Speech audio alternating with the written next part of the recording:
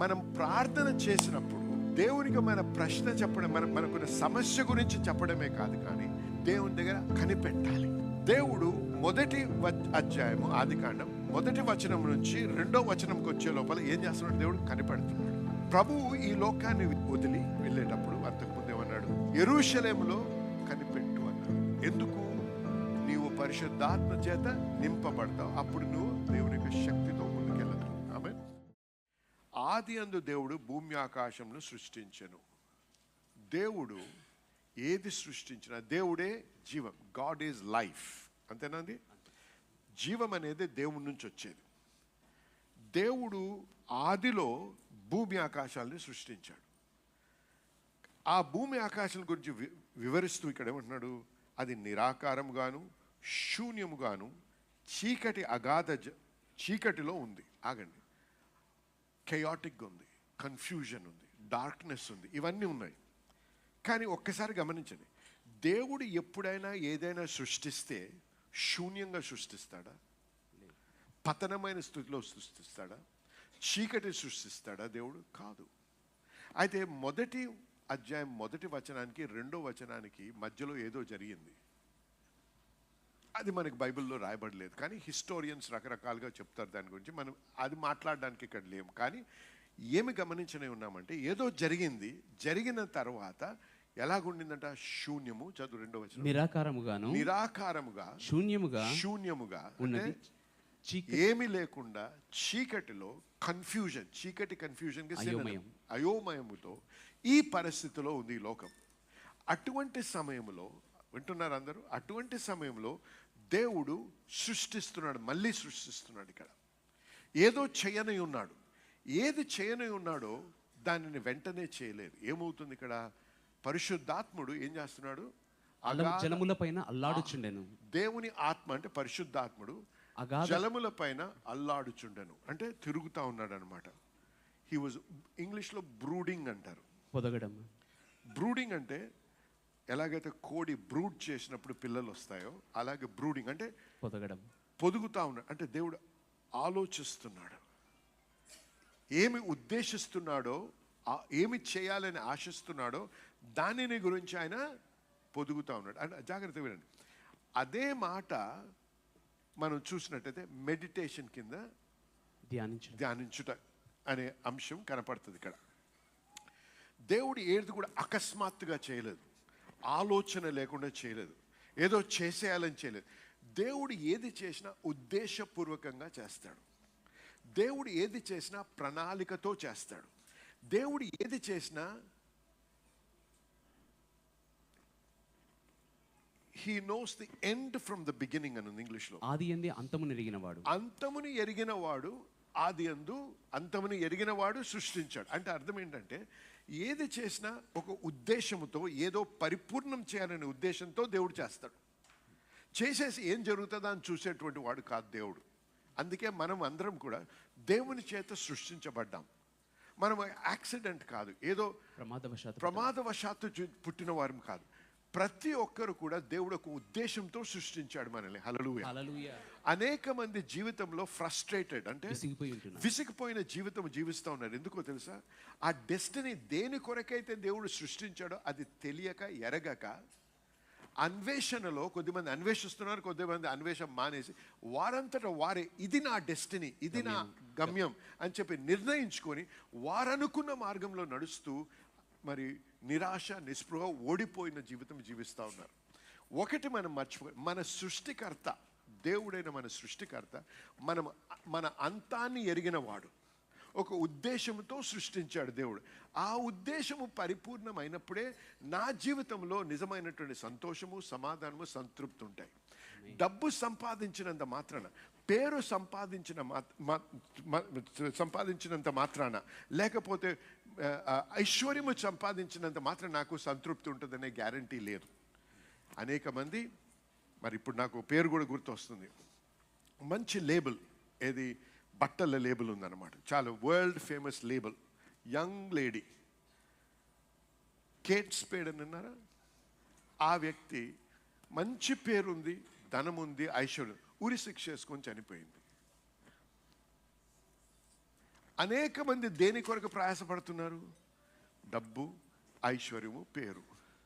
అందుకే ఎన్ని లైక్లు వచ్చాయా ఫేస్బుక్లో చూసుకుంటా ఉంటారు, ఎంతమంది ఫాలోవర్స్ ఉన్నారా అని చెప్పి చూస్తూ ఉంటారు. ఎందుకు? ప్రతి ఒక్కరికి ఆశ ఉంది. సరే, ఆశ ఉండడంలో తప్పు లేదు, ఎందుకంటే దేవుడే మనల్ని ఆ విధంగా సృష్టించాడు. కానీ ఏం తెలుసుకోవాలంటే ఇక్కడ, నీవు ఏదైతే కొనసాగిస్తున్నావు నీ జీవితం, అది దేవుని చిత్త ప్రకారము, దేవుడు నీ పట్ల ఉద్దేశించిన దాని ప్రకారంగా ఉందా, లేకపోతే నీ ఇష్టానుసారంగా నువ్వు జీవితం జీవిస్తున్నావా? ఎందుకంటే ఎప్పుడైతే నీవు నీ ఇష్టానుసారంగా దేవుని చిత్తానికి వ్యతిరేకంగా, దేవుని చిత్తానికి లోబడకుండా నీవేదో చేసేయాలనే ఉద్దేశంతో చేసినట్టయితే అది ఎప్పుడూ సరి జరిగినా సంతృప్తి ఉండదు. అది సంపాదిస్తావు కానీ అనుభవించినా నీకు తృప్తి ఉండదు. ఎందుకంటే దేవుని వాక్యంలో ఒకటి ఉంది, వారు కోరారు, what they desired God gave them, but along with it came the leanness of heart అని ఉంది. వారు కోరినది వారికి అనుగ్రహించబడి ఉంటున్నది, దాని ద్వారా వారి యొక్క హృదయ కాఠిన్యం పెరిగినది. No, not hardness of heart. It is a leanness of heart. అంటే సంతృప్తి లేదు. తిన్నారు కానీ నోట్లోంచి మాంసం వస్తుంది, ముక్కులోంచి మాంసం వస్తుంది, మాంసం కొరకే తపన పడ్డారు. ఇచ్చాడు దేవుడు, కానీ దాన్ని ఎంజాయ్ చేయలేకపోయారు. అలాగుంటుంది అనమాట. అర్థమైంది మీ అందరికి నేను చెప్పేది? చూసారా? కాబట్టి మనం ఏం తెలుసుకుంటే, ఇక్కడ దేవుడు ఏది చేసినా ఆలోచన లేకుండా చేయడు. పరిశుద్ధాత్ముడు ఆ జలముల మీద అల్లాడుచున్నాడు. ఎందుకు? దేవుని యొక్క చిత్తము నెరవేర్చబడాలని. ఇప్పుడు ఆ చీకటి, ఆ శూన్యము, ఆ కన్ఫ్యూజన్, అయోమయమైన స్థితిలో దేవుడు మాట్లాడుతున్నాడు. ఎందుకు మాట్లాడుతున్నాడు? దేవుడు ఏది సృష్టించినా మాట ద్వారా సృష్టిస్తాడు. హల్లెలూయా, హల్లెలూయా. కానీ సృష్టికి మూలము, సృష్టి ఏది జరగాలన్నా ఏ చీకటిని ధ్వంసము చేయాలి. చీకటిని ఓడించాలంటే ఏం కావాలి? వెలుగు కావాలి. వెలుగు ఎక్కడి నుంచి వస్తుంది? దేవుని మాట ద్వారా వస్తుంది. హల్లెలూయా, హల్లెలూయా. దేవుడు పలికినప్పుడు ఏమైంది? వెలుతురు, వెలుగు కమ్ము అన్నాడు. వెలుగు కమ్ము అనగానే ఏమైంది? వెలుతురు వచ్చి చీకటిని పారద్రోలింది. హల్లెలూయా, హల్లెలూయా. మనము కూడా మన జీవితాల్లో ఎదుర్కొనే సమస్యలు, అయోమయమైనటువంటి స్థితి, లేకపోతే ఒక పరీక్ష, లేకపోతే ఒక అనారోగ్య స్థితి, లేకపోతే ఒక ఆర్థిక ఇబ్బంది, లేకపోతే మన జీవితంలో ముందు కొనసాగడం ఏం చేయాలో అర్థము కానటువంటి సతమవుతున్నటువంటి పరిస్థితి, లేకపోతే కుటుంబంలో అన్యోన్యత లేదు, మరి మిస్అండర్స్టాండింగ్ ఇది జరుగుతూ ఉంటుంది. అటువంటప్పుడు ఏమి చేయాలో మనకు తెలియదు. మనం అనుకుంటాం డబ్బు ఉంటే చాలని. కాదు నాయన, డబ్బుంటే సరిపోదు. ఏం కావాలో తెలుసా మీకు? అప్పుడు వెలుగు కావాలి. వెలుగు కావాలంటే వాక్కు ద్వారానే మనం వెలుగుని కనుక్కోగలం. కాబట్టి ప్రతి సమస్యకి, ప్రతికూలమైనటువంటి పరిస్థితిలో మనకి విజయం కావాలన్నా, జవాబు కావాలన్నా మనకి అవసరమైంది ఏంటంటే డబ్బు కాదు, పలుకుబడి కాదు, లేకపోతే ఇంకేదో ఈ లోకంలో ఇచ్చేది కాదు, కానీ దేవుని వాక్ అవసరం. నమ్మిన వారు ఆమె చెప్పండి ఒకసారి. హల్లెలూయా, హల్లెలూయా. అనేక మంది అదృష్టం లేదండి అంటాం. దేవుని నమ్మిన బిడ్డ అదృష్టం మీద ఎప్పుడూ ఆధారపడడు. ఇంగ్లీష్లో ఒకటి రాసుకున్నాను నేను, ఏమన్నానంటే, life does not answer to luck. జీవితం అదృష్టానికి జవాబు ఇవ్వదు కానీ, right? Life does not answer to luck. Life does not answer to luck, it answers to light. వెలుతురుకు మాత్రమే జవాబు, వెలుతురుకు మాత్రమే జవాబు ఇస్తుంది. హల్లెలూయా. నీవు ఈరోజు నీ జీవితంలో ఏది అనుభవిస్తున్నావో దానికి కారణం ఏంటో తెలుసా? నీకు దేవుడు అనుగ్రహించిన జ్ఞానమును, the understanding of the knowledge, ఏ జ్ఞానం అయితే నువ్వు పొందావో దాన్ని అర్థము చేసుకొని ఆ రకమైన అర్థముతో, ఆ అవగాహనతో నడిచినందు బట్టి నువ్వు అనుభవిస్తున్నావు జీవితంలో. కొద్దిమంది కొన్ని విషయాల్లో నీకంటే అధికమైన స్థితిలో ఉన్నారు, ముందు కొనసాగారు. ఎందుని బట్టి? లక్ని బట్టి కాదు, నీకున్న జ్ఞానముని అది అర్థము చేసుకొని దాని ప్రకారంగా జీవించి అనుభవిస్తున్నావు కాబట్టి నువ్వు ముందు కొనసాగగలిగావు. హల్లెలూయా, హల్లెలూయా. నాలెడ్జ్ అంటే తెలుగులో నాలెడ్జ్ అంటే జ్ఞానము అంటే, మరి అండర్స్టాండింగ్ అంటే అవగాహన. ఓకే, నాలెడ్జ్ ఉండడం చాలా అవసరం, కానీ knowledge without understanding cannot take you forward. అంటే ముందుకు తీసుకెళ్ళలేదు. నాలెడ్జ్ అంటే జ్ఞానముతో పాటు నీకేం కావాలి? అవగాహన అవసరం. అంటే ఏదైనా సత్యము నీకు తెలిస్తే సరిపోదు, తెలిసిన దాన్ని నువ్వు ఆ అవగాహనలో బ్రతికినప్పుడే ఆ వాక్యములో ఉన్న శక్తిని నువ్వు అనుభవించగలవు. ఒక మాట, వాక్యంలో ఉన్న సత్యాన్ని గ్రహించేటువంటి అవగాహనలోకి రావాలంటే పరిశుద్ధాత్ముడు ఒక్కడే మనకి సహాయం చేసినప్పుడే మనం తెలుసుకోగలం. మీ అందరికీ అనేక మందికి మీలో అనేక మందికి నాకు సాక్ష్యం తెలుసు. నేను ఎలాగైతే ఉబ్బసముతో ఆస్మాతో బాధపడుతున్నప్పుడు ఎంతోమంది ప్రార్థన చేశారు, నేను ఉపవాస ప్రార్థన చేశాను, నేను ప్రార్థించుకున్నాను, అయినా నాకు విడుదల రాలేదు. దేవునికి నేను స్వస్థపరచబడ్డం ఇష్టం లేదా? కాదు. దేనిని బట్టి స్వస్థతలు అనుభవించలేకపోయాను? అవగాహన, నాలెడ్జ్ ఉంది, జ్ఞానం ఉంది. కానీ ఏం జ్ఞానం ఉంది? వాక్కులో వ్రాయబడింది, ఆయన పొందిన గాయముల చేత నేను స్వస్థత నొంది తిని. ఆ జ్ఞానం ఉంది. కానీ జ్ఞానమున్న ఆ సత్యాన్ని నేను అనుభవించలేకుండా ఉన్నాను. ఎందుకు? అవగాహన లేదు. మనందరికి కూడా వాక్యములో జ్ఞానం ఉంది, కానీ ఆ జ్ఞానములతో పాటు అవగాహన లేదు. కాబట్టి ఆ జ్ఞానం ఏమవుతుంది? మన మనసులోనే ఉంది, కానీ అనుభవపూర్వకంగా మనం దాన్ని అనుభవించలేని స్థితిలో ఉన్నాం. అర్థమైన వారు ఒకసారి ఆమెను చెప్పండి. కాబట్టి మనకు కావాల్సింది ఏంటి? అవగాహన ఎట్లా వస్తుంది? ఎలాగొస్తుంది? వెలుగు ద్వారా. పరిశుద్ధాత్ముడు మనకి అవగాహన ఇచ్చినప్పుడు ఆ మార్గం ఏంటో మనం తెలుసుకోగలం, ఏ విధంగా ముందుకు వెళ్ళాలో మనం తెలుసుకోవాలి.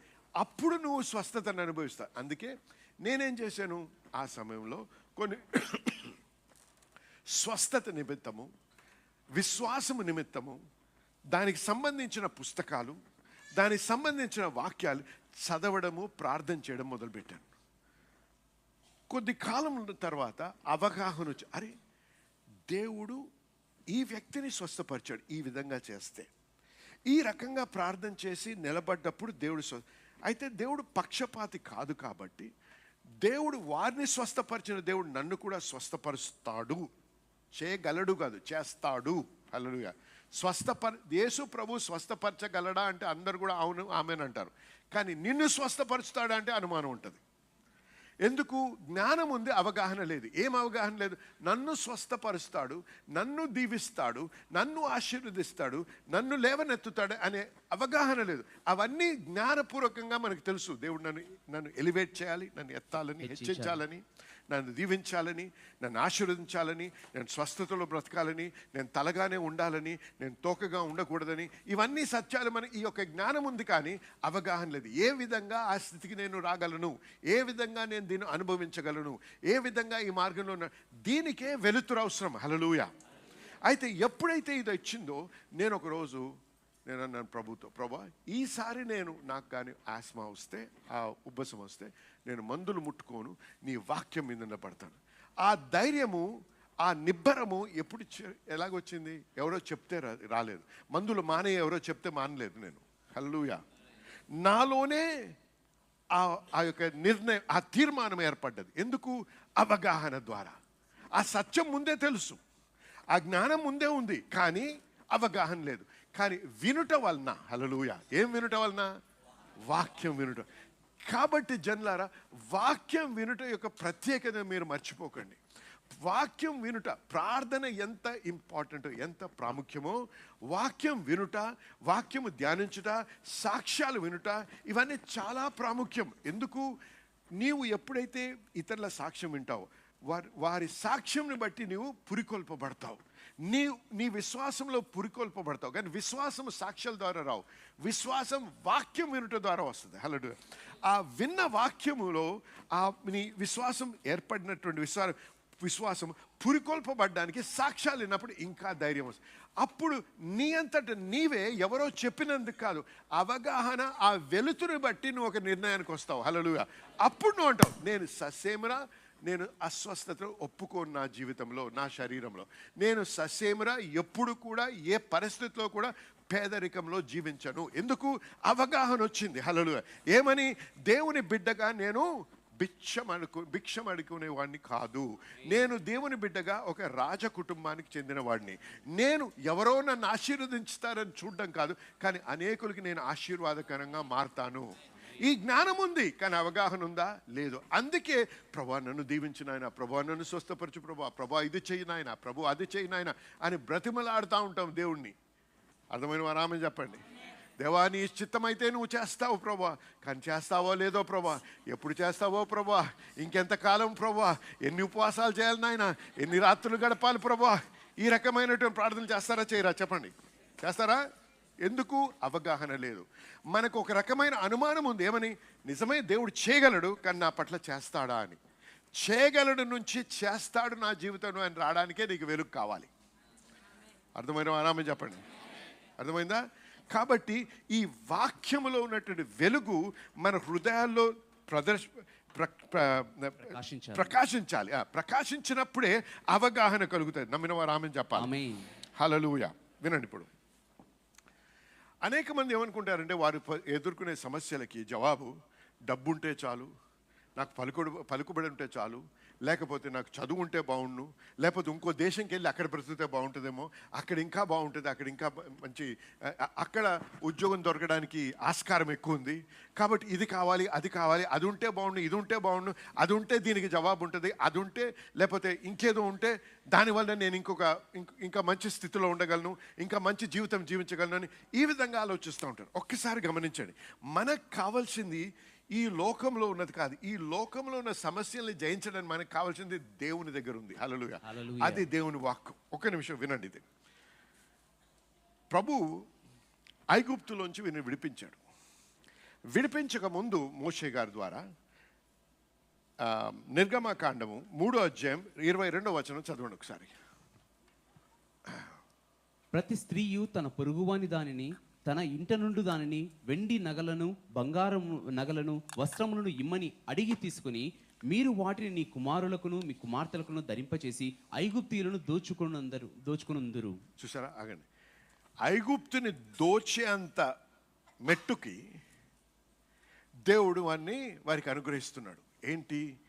బంగారము, వెండి, దుస్తులు, రకరకాల ఖరీదైనటువంటి విషయాలన్నీ కూడా వారికి అనుగ్రహిస్తాడని వాగ్దానం ఇస్తున్నాడు. ఇక్కడ ఇదే వచనం మళ్ళీ ఇక్కడ నిర్గమకాండం 12వ అధ్యాయం 35-36 చూసుకుందాం. ఇశ్రాయేలీయులు మోషే మాట చొప్పున చేసి ఐగుప్తీయుల యొద్దన వెండి నగలను, బంగారు నగలను, వస్త్రములను అడిగి తీసుకునిరి. యెహోవా ప్రజల ఎడల ఐగుప్తీయులకు కటాక్షము కలుగ చేసిన కనుక వారు వారికి కావలసిన వాటిని ఇచ్చిరి. అట్లు వారు ఐగుప్తీయులను దోచుకునిరి. చూసారా? ఇంగ్లీష్లో ఒక మాట ఉంది, దే స్ట్రిప్డ్ దెమ్ అని ఉంది. అంటే ఉన్నాయన్నీ తీసేసుకున్నారు. బంగారం ఏంటి, వెండి ఏంటి, దుస్తులేంటి, ఖరీదైన అంశాలేంటి అన్నీ తీసుకొని ఈ యొక్క ప్రయాణం మీద బయలుదేరారు. అంటే ఒకసారి గమనించండి, ఇందులో ఎవడైనా పేదవాడున్నాడా? ప్రశ్న అడిగాను నేను. ఖచ్చితంగా తెలుసా? ఒక్కడు కూడా పేదవాడు లేడు. అందరూ కూడా దీవించబడిన స్థితిలో ఉన్నారు. ఏముంది? వారి దగ్గర డబ్బు ఉంది, బంగారం ఉంది, వెండి ఉంది, బట్టలు ఉన్నాయి, దుస్తులు అన్నీ ఉన్నాయి. ఇప్పుడు దేవుడు అన్ని ఎక్కడ తీసుకెళ్ళాడు? ఎడారిలోకి తీసుకెళ్ళాడు. ఎడారిలో వారికి ఏం కావాలి? నీరు కావాలి. ఈ ధనముతో నీరు దొరుకుతుందా? వారికి కొనగలరా? నీరే లేనప్పుడు ఆ డబ్బుకి విలువ ఉందా అసలు? మనం ఏమనుకుంటాం? డబ్బు ఉంటే చాలు అనుకుంటాం. అర్థమైన వారామని చెప్పండి. ఉద్యోగం ఉంటే చాలు అనుకుంటాం, లేకపోతే ఎవరైనా నాకు ఒక అప్పిస్తే చాలు అనుకుంటాం. కాదు, వీరికి ఇవన్నీ ఉండి కూడా నీరు లేదు. కొనుక్కుందామంటే ఆ డబ్బుకి కానీ, ఆ బంగారం కానీ, ఆ వెండికి కానీ విలువ లేదు. ఎందుకంటే వాటితో నీరు రాదు. ఇక్కడ ఏం కావాలి? దేవుని సహాయం కావాలి, దేవుని వెలుతురు కావాలి. హల్లెలూయా. ఇప్పుడు నీరు కావాలి. ఏం చేయాలి? దేవుడే చేయాలి. అవునా? దేవుడు అద్భుతం జరిగించాలి. కానీ అద్భుతం ఏ విధంగా జరుగుతుంది? ఆయన మాట ద్వారా. మాట ద్వారా వెలుగు వస్తుంది. ఆ వెలుగు ద్వారా అద్భుతం జరుగుతుంది. అందుకే మోషే గారితో ఒక మాట అన్నాడు, నీవు వెళ్ళి ఆ బండతో మాట్లాడు అన్నాడు, లేకపోతే ఆ బండని తట్టమన్నాడు. హల్లెలూయా. వింటున్నారా? బండని కట్టెతో కొడితే నీళ్ళు రావడం ఏంటండి? అసలు ఏ రకంగా దానికి అర్థం ఉందా అసలు? కానీ దేవుని వాక్కులో శక్తి ఉంది. దేవుని వాక్కులో వెళ్తురుంది. హల్లెలూయా. హల్లెలూయా. వారి దగ్గర ఉన్న ఐశ్వర్యం ఎందుకో పనికి రావటం లేదు, కానీ ఒక మాట, దేవుని నోటి నుంచి వచ్చే మాట చాలు. హల్లెలూయా. జనులారా వినండి, మీరు ఏ సమస్యలో ఉన్నారో, ఏ పరిస్థితిలో ఉన్నారో, ఏమి అన్వేషిస్తున్నారో, దేన్ని కోరుతున్నారో, ఇవన్నీ కొన్ని డబ్బుతో కొనగలం, కానీ అన్ని జీవితంలో డబ్బుతో కొనలేం. హల్లెలూయా. కొన్ని మన ఐశ్వర్యం ద్వారా పొందగలం, కానీ అన్నీ పొందలేం. కానీ ఏది పొందాలన్నా, ఏ మంచి అనుభవించాలన్నా దేవుని మాట ద్వారా మనము అనుభవించగలం. నమ్మిన వారు ఆమెన్ చెప్పండి. హల్లెలూయా. కాబట్టి నేను నొక్కి ప్రత్యేకించి మీతో మాట్లాడి తెలియపరుస్తుంది ఏంటంటే, జనులారా మీరు వినండి, ప్రార్థన చేయడం ఎందుకు అంటే దేవుణ్ణి తెలుసుకొని దేవుని వాక్కుని మనము గ్రహించే స్థితికి రావాలి. ప్రార్థన అంటే దేవునికి మనం ఏం కావాలో చెప్పడం కాదు, ఆయన మాట పలుకుట ద్వారా మనకి వెలుతురు వస్తుంది. ఆ వెలుతురు ద్వారా అద్భుతాలు జరుగుతాయి. ఆమేన్. కాబట్టి మనం నొక్కి చెప్పేది ఏంటంటే, మనం ప్రార్థన చేసినప్పుడు దేవునికి మన ప్రశ్న చెప్పడం, మనకున్న సమస్య గురించి చెప్పడమే కాదు, కానీ దేవుని దగ్గర కనిపెట్టాలి. దేవుడు మొదటి అధ్యాయము ఆదికాండం 1వ వచనం నుంచి 2వ వచనంకి వచ్చే లోపల ఏం చేస్తున్నాడు? దేవుడు కనిపెడుతున్నాడు. హల్లెలూయా. హల్లెలూయా. ప్రభువు ఈ లోకాన్ని వదిలి పైకి వెళ్ళేటప్పుడు అంతకుముందు ఏమన్నాడు? యెరూషలేములో కనిపెట్టు అన్నాడు. ఎందుకు? నీవు పరిశుద్ధాత్మ చేత నింపబడతావు, అప్పుడు నువ్వు దేవుని యొక్క శక్తితో ముందుకెళ్ళగలవు. ఆమేన్. ఏదైనా దేవుని నుంచి పొందాలంటే తొందరపడకూడదు. దేవుడు మన టైం పీరియడ్, మన టైం స్కెడ్యూల్ ప్రకారంగా పనిచేయడు. మన కాలము చొప్పున, దేవా నాకు నువ్వు జవాబిస్తే 3 రోజుల్లో ఇవ్వు, అలా పనిచేయదు. దేవుడు నువ్వు అనుకునే 3 రోజుల్ని 3 నెలలుగా మార్చగలడు. ఎందుకు? నీకు ఓపిక నేర్పించాలి ముందు. Amen. Everything is possessed by faith and patience. విశ్వాసము, ఓర్పు రెండు నేర్పిస్తున్నాడు దేవుడు. విశ్వాసం ఒకటి సరిపోదు, విశ్వాసంతో పాటు ఓర్పు కూడా నేర్పిస్తాడు. కనిపెట్టమన్నాడు. యెషయా గ్రంథంలో 40:31 wait on the day that wait upon the Lord. యెహోవా యందు కనిపెట్టువారు, యెహోవా యందు కనిపెట్టువారు నూతన బలము పొందెదరు. చూసారా? కనిపెట్టాలి. ప్రార్థన అంటే మనం మాట్లాడడమే కాదు, మనం మాట్లాడాలి, దేవుడు మాట్లాడాలి, కనిపెట్టాలి. ఇవి 3 జరిగినప్పుడే అది నిజమైన ప్రార్థన. దేవుని దగ్గరకు వచ్చి, ఇప్పుడు చాట్ జీపీటీ ఉంది కదండి, ఉందా? మీ అందరికి తెలుసా? చాట్ జీపీటీ తెలుసు కదా, అట్లాంటిది ఏఐ. నాకు దీని గురించి ఇదంతా కావాలి అంటే టకటకటకటకటే అలాగ అనుకుంటాం దేవుడిని. చాట్ జీపీటీ వచ్చి మన సర్వెంట్, దేవుడు మన సర్వెంట్ కాదు, మన మాస్టర్, ఆయన మన అధికారి. దేవుడు మన కొరకు కనిపెట్టాడు, మనము దేవుని కొరకు కనిపెట్టాలి. మనం దేవుని దగ్గరికి వచ్చి నాకు ఇది కావాలి, అది కావాలి, అది ఒక 10 లిస్టు రాసేసి దేవా ఇదిగో ఆమేన్ అంటే సరిపోదు. నీకు ఇవన్నీ కావాలా? తెలియపరచని ఏ విధంగా పొందాలో కనిపెట్టు అంటాడు. ఇస్తాను నేను, కానీ నువ్వు అనుకున్న పద్ధతిలో, నువ్వు అనుకున్న విధానంలో ఇవ్వను. నీవు పొందాలంటే నా యొక్క వాక్యం విని, నా యొక్క ఉపదేశమును విని, నేను చెప్పిన ప్రకారంగా నువ్వు చేసినప్పుడు నువ్వు పొందుతావు. వాగ్దానం ఇచ్చాడు, పాలు తేనెలు ప్రవహించే ప్రదేశం ఇచ్చేశాను అన్నాడు దేవుడు. అదే దేవుడు యెహోషువతో ఏమన్నాడు? ఈ యెరికో చుట్టూ నువ్వు రోజు తిరగాలంట. 7వ రోజు 7 సార్లు తిరగా, అప్పుడు బిగ్గరగా శబ్దం కేక వేయాలంట, అప్పుడు నువ్వు పొందుతావు అంటున్నాడు. చూసారా? దేవుడు వాగ్దానం ఇవ్వడమే కాదు, కనిపెట్టినప్పుడు యెహోషువ ఏం చేశాడు? కనిపెట్టాడు. ఎక్కడికి? బయటికి వెళ్ళి. అప్పుడు దేవుడు ఆయనతో మాట్లాడు. అలాగే మీకు ఉద్యోగం అవ్వచ్చు, మీ యొక్క కుటుంబ విషయం అవ్వచ్చు, లేకపోతే ఐశ్వర్యం గురించి అవ్వచ్చు, ఇంకేదో ఏదైనా అవ్వచ్చు. కానీ ప్రార్థన అంటే మనం ఏదో వెళ్ళి లబో దిబో అని మొత్తుకోవడం కాదు. అర్థమైందా? ఏదో ఒక లెక్చర్ కొట్టడం కాదు. దేవుని దగ్గరికి వెళ్ళి నీవన్నీ నీ హృదయంలో ఉన్నాయని వ్యక్తపరిచి కనిపెట్టు. దేవా ఏం చేయాలి నేను ఇప్పుడు? చెప్పిన దాని గురించి మళ్ళీ ఏం చేయాలని అడగదు. దశం భాగం గురించి ఎప్పుడు మళ్ళీ ప్రార్థన చేయకూడదు. అర్థమైన వారు ఆమె చెప్పాలి. చెప్పిన దాని గురించి నువ్వు మళ్ళీ ప్రశ్నిస్తే దేవుడు జవాబు ఇప్పుడు సాతాను జవాబిస్తాడు. ఎందుకు? నిన్ను తప్పుడు మార్గంలో నడిపించడానికి. తెలియని విషయం గురించి మనం కనిపెట్టాలి. కనిపెట్టేటప్పుడు దానికి సంబంధించిన వాక్యాలు ఏవైతే వాక్యంలో వ్రాయబడి ఉన్నాయో బైబిల్లో, వాటిని ధ్యానించాలి. ఎందుకు? ఆ వాక్యమును ధ్యానిస్తున్నప్పుడు ఆ వాక్యంలో ఉన్న వెలుతురుని నువ్వు గమనించగలవు. హల్లెలూయా.